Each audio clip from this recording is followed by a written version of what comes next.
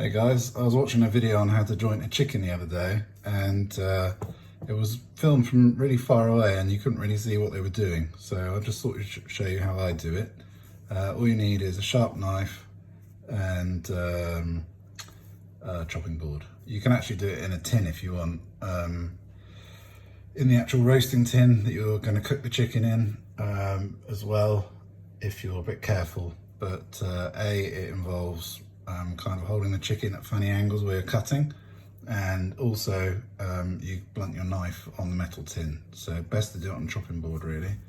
Okay, so first thing I do is I cut down here between the main body and the leg. Okay, and just keep cutting that skin like that until you can pull the joint, the thigh joint apart like that. Okay, and then what you do, you cut through here either way.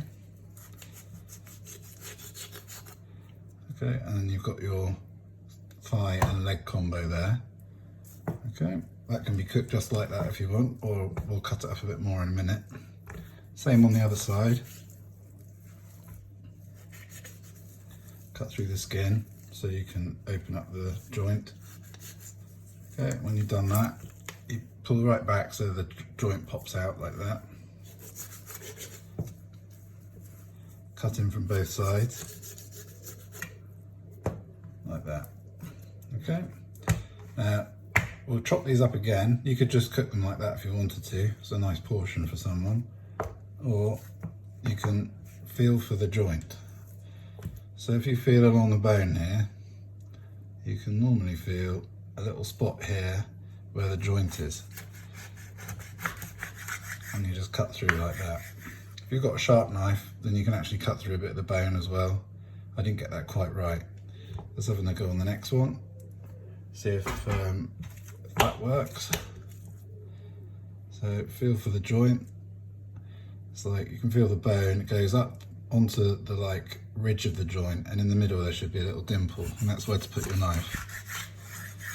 There you go, that one's perfect. So you're right through the joint with no bone showing. So now what we'll do is we'll cut off these pointy bits here. With barbecuing the chicken, then sometimes those crisp up quite nicely, but I'm just doing this in the oven, so I'll chop those off and get rid of them. Again, you kind of have to guess where the joint is. You can either feel for it, or after a while you kind of just get to know where it is. Now to take the wing off, you have to cut around the joint as with the legs, and you can either the wing is connected to the breast, so this is the bottom end of the breast here. And if you want to make the wing a bit more of a decent portion, you can cut at different angles to give a bit more of the breast meat with it, like that. Now these are a bit trickier. Again, pop the joint and then look where the connective tissue is here and just cut through it. Okay, so that one there has got a bit of breast meat on it as well, so it makes the wing a bit more of an enticing portion. Same on the other side.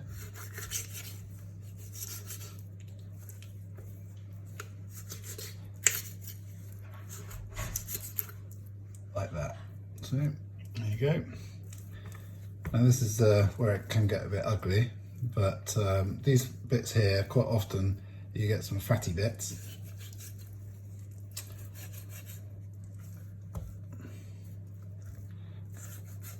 And I cut those off because they end up making quite a lot of fat in the pan, and maybe you don't want that. I don't anyway, so I've cut it off. Okay, then you've got my gran used to call this the parson's nose, which is where all the tail feathers are attached. I'll get rid of that. Don't need that either. And then we're left with this piece here. So we've got the breast up here and some bits of the carcass which will be left over. Some people say to save these for stock, but they're really good to eat. And in fact, the best bit of the chicken, the French even have a special name for it, and if someone knows, I'd love to be reminded of it. The oysters are just down here. It's like the best bit on the whole chicken. So if I cut down through here, and inside you can see the ribs on either side. So we'll cut down between, there's a little join. and cut down as far as is easy until we get right down to the other end, like that, okay? And then we can push that back, okay? And normally if you just hold it with a knife, which is a bit dangerous, perhaps we'll put the knife down, okay? But I normally hold it with a knife to keep my hand clean. You can just pull those two bits apart, okay? That wasn't great. Looks a bit unsightly, doesn't it? Chop that bit off. Doesn't have to be perfect. It always looks good when it's roasted. This bit here, I chop it down through the middle.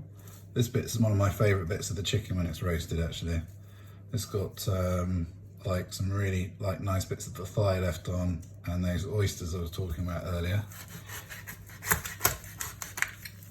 Just chop through it a bit, snap it a bit, cut through the same bit that you snapped. There you go. That's not a bad bit. On top of there, you've got some pretty good meat, you know. If you're like got a family, like that's the bit I have, and then those two bits and all the good bits I give to the kids and my wife. So here we go. This is the breast. So you can either leave this on the bone, so you can cut it down here and like that, or you could take these breasts, the actual fillets off, and to do that you feel along the ridge at the top here, and you just work the knife down the side, open up the hole you've made with your thumb, and keep running the knife along the bone. A butcher would do this extremely nicely, but you keep just running a knife down over the bone like that until it comes off, and then you just cut up around like this. And there you go, there's a breast. Not as tidy as a butcher would do it, but not bad. Okay, and now we'll just pretend we haven't taken that off. So what you could do instead, if you want to leave it on the bone, because that's pretty nice on the barbecue or something, because it keeps the meat a bit moist, is you can cut down through the middle, like that. And again, just pull it apart a bit, and then cut, okay? And that bit there's hardly got anything on it now. But, and this bit here, you can again just cut through the bone. Just pick your spot and go for it. And if your knife's sharp, it should go through quite easy. So there you go. So you've got all different bits done now, and that's ready to roast. So I hope you found that interesting, and you can feed these bits to the cat, or what some people do is they roast them up with the chicken, maybe in a separate pan, so they get really browned, and then you can, when you make a little bit of stock up for your gravy, you can use that to boost your gravy. But yeah, I hope you found that interesting, and thanks for watching. Cheers.